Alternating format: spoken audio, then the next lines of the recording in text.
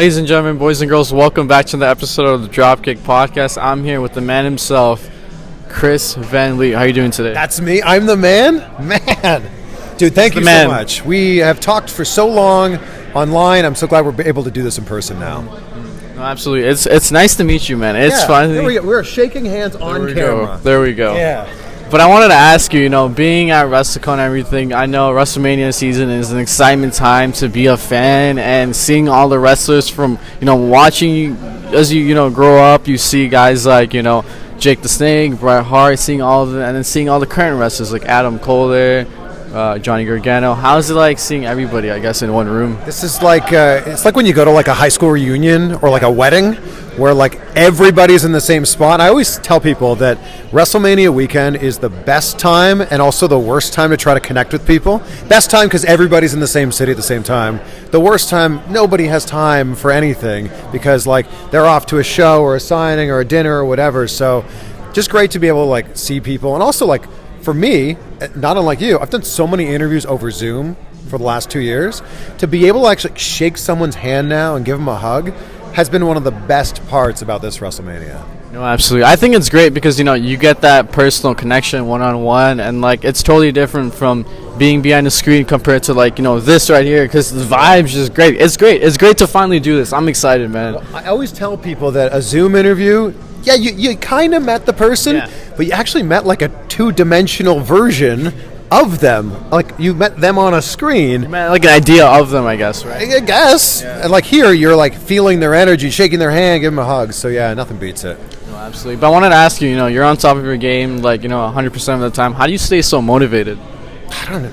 That's a great question, and thank you. That's very kind. I just look at every day as an opportunity to, like, be better than yesterday, and then to, like, now this is the new bar that you got to beat for tomorrow. And I think that's it for me. I've always just been like really driven on like, this is the thing I want to do. I don't know how I'm going to do that thing, but I'm going to figure out a way. So like little baby steps along the way and just celebrating those wins.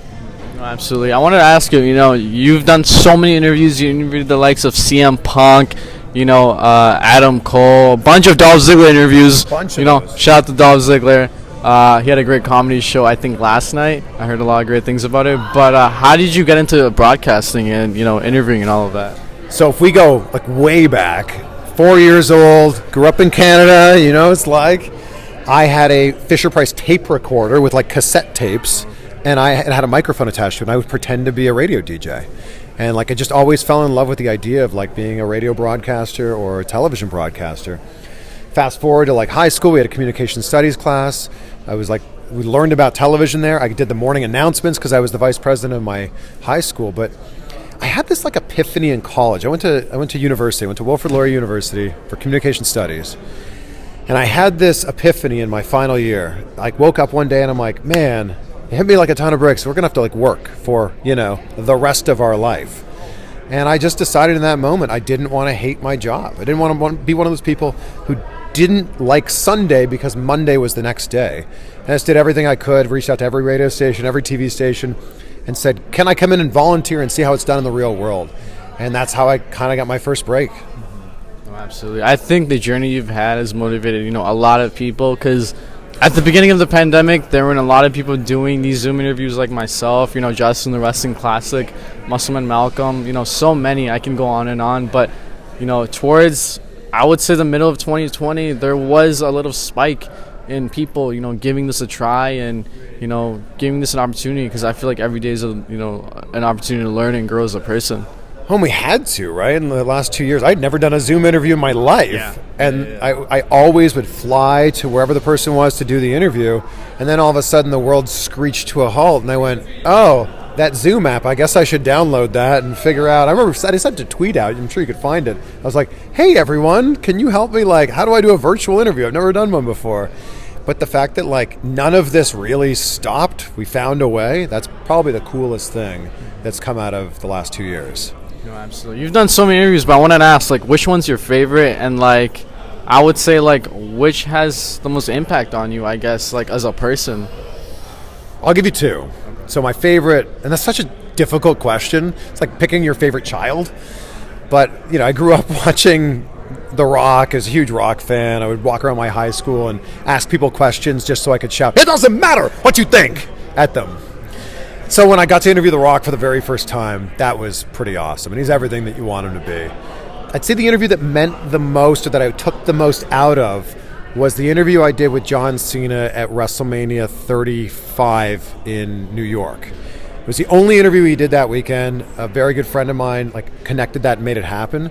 And that's the interview where I tried to wrap it up and he's like, "Oh, we got some more time." And I tried to wrap it up again. He's like, "Yeah, ask me another question."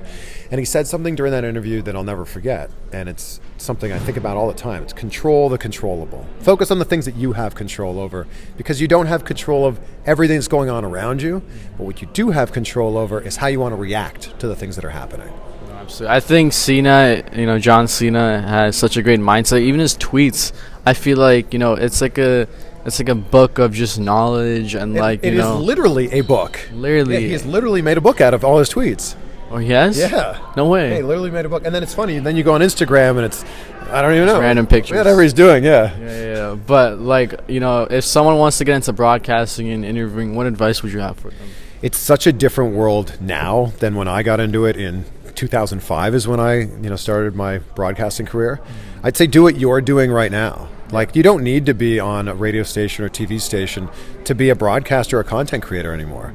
You can literally take your phone out of your pocket, hit record, and you're doing this. Yeah. So I'd say just do it, and do it with some focus. Do it with some focus of what is interesting to me, because if it's interesting to you, then it'll be interesting to literally millions of people out there. Yeah, no, absolutely, man. Thank you so much, Chris, for taking the time here at WrestleCon. Where can everyone find you on social media? It's just my name, at Chris Van Vliet. You can find my podcast, Insight with Chris Van Vliet, wherever you listen to podcasts. Dude, we made this happen. Finally. Finally. Thank you. Thanks so I much, appreciate it, man. Thank you. You're the man.